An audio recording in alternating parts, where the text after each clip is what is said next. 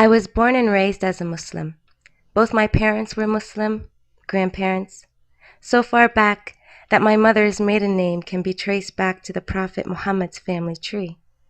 By the age of 6, I had memorized so many surahs of the Quran that my parents would call me to recite them in front of their friends. They seemed so proud, and their friends would cheer in amazement. In elementary school, my mother made all my teachers aware of the fact she didn't want me partnered up with any male students. She warned me not to play with boys at school, and I was always aware of the fact I was to uphold the honor of my family. My first marriage proposal would be at the age of 13. By 17, I had graduated high school, and before I could start university, I was married. After all, that was my destiny. I loved Islam very much. I couldn't imagine how anyone in their right mind could ever doubt it, let alone doubt the existence of Allah. I couldn't fathom the idea. But as a child, I remember asking, does Allah know about the dinosaurs? Does Allah only speak Arabic? Did Allah make bad things too? And my biggest question was, of course, where did Allah come from? Who created him? My mother's eyes would widen in shock. She would shake her head and say, stop these silly questions, haram. She would recite Surah Al-Ikhlas.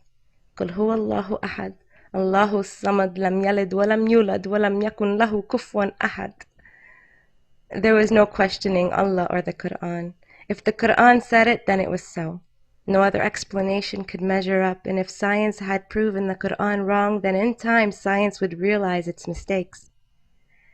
Or as I learned in later years, translations would be found to meet scientific evidence to some degree. I remember being asked by a relative at a family gathering who I loved most. I knew the answer they wanted to hear. I knew the first love of every Muslim is Allah, before themselves, their child, their mother, their father, anything or anyone that may exist in this life. And how I was praised when I said, I love Allah the most. After all, everything good in my life was from Him, and everything that went wrong was Him telling me to pray more and do better. Islam was the truth. Being a Muslim was all I knew, and Islam is how I defined myself. It wasn't just a religion, it was a way of life, the only way of life. There wasn't one defining moment that made me decide to look deeper into the religion, because I had already learned to turn to the Quran or a scholar for every question I had. And of course, Islam had all the answers. From how to dress, eat, walk, talk, who to marry, and how to make out one's will. Consequently, robbing its followers from the phenomenon of seeing this world through their own eyes and not through the words of an old book. A lesson that would take me some time to learn. Nevertheless, I felt the need to learn more so that if I was confronted by any questions, I could confidently argue the case that Islam was the one true path. I spent all my time reading as much as I could, going to Islamic conventions, digging up interpretation after interpretation. No matter what was written, I always found a way to justify it to myself. I had to. There could be no other choice. It wouldn't be long to see exactly what I was doing. I was molding the Quran into something it wasn't. My childish questions would perk their evil heads up again, but this time, they weren't so childish. It was like walking on broken glass. Every single step I took was painful. But if I was ever to reach smooth ground, I would have to keep going. I believed in equal rights for everyone, everywhere. In the right to enter or leave a religion as one wished. I believed in secularism. And I still marvel at how small and insignificant we are compared to the rest of the universe, and how we've managed to see 47 billion light years into it.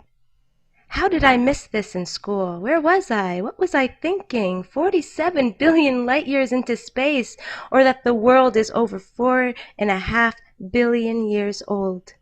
Yet Allah only decided to reveal His true intention for His creation 1400 years ago. 4.5 billion years. That's 4.5 billion years of life and death on Earth. 4,499,998,600 years without Allah's divine revelation. Submitting my life to Allah seemed so silly now, and as painful as it was, my heart still breaks thinking of my family living in fear, or that they feel guilty every time they miss a prayer. It breaks my heart to think they let one moment of this life pass them by. Somehow Allah will make it up to them in the afterlife. As painful as it was losing my religion, it's spectacular how sweeter life became. I also began letting go of some stereotypes against non-Muslims, any conspiracy theories that Muslims were under attack by the rest of the world, or that Islam was somehow too powerful, too great to be criticized. I did not become atheist because I was rebellious against Islam. I rebelled against atheism to stay Muslim until I couldn't anymore. I couldn't ignore any longer the unfair treatment of women under Islamic law, or how the veil or the hijab implied that men were not required to control themselves. How could I still believe in Adam and Eve, or in magic, what some would call miracles, or that fear makes us any more righteous? How could I still say Allahu Akbar and be honest with myself?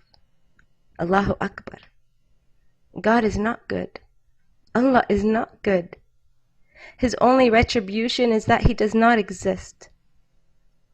I'd like to end this video with a poem written by Ali Asfahani, an Iranian poet living in Canada, written in 2003 after the Bam earthquake.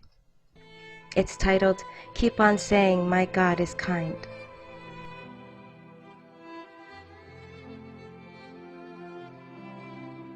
As the ceilings tumbled and dust filled the eyes and mouths, struts and beams landed on heads and necks, and hands and legs, ready to stir, stopped still under heaps of soil.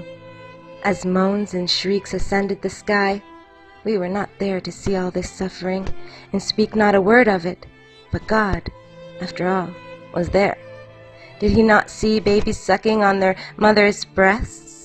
Did He not see shy new brides climbing into their nuptial beds? Did He not see flocks of faithful and nocturnal prayers? Did He not see feverish bodies dreaming of good health? Did He not see? Did He not? Did He? Did He not know that no mother would be left to put balm on the wounds of thousands of bleeding children?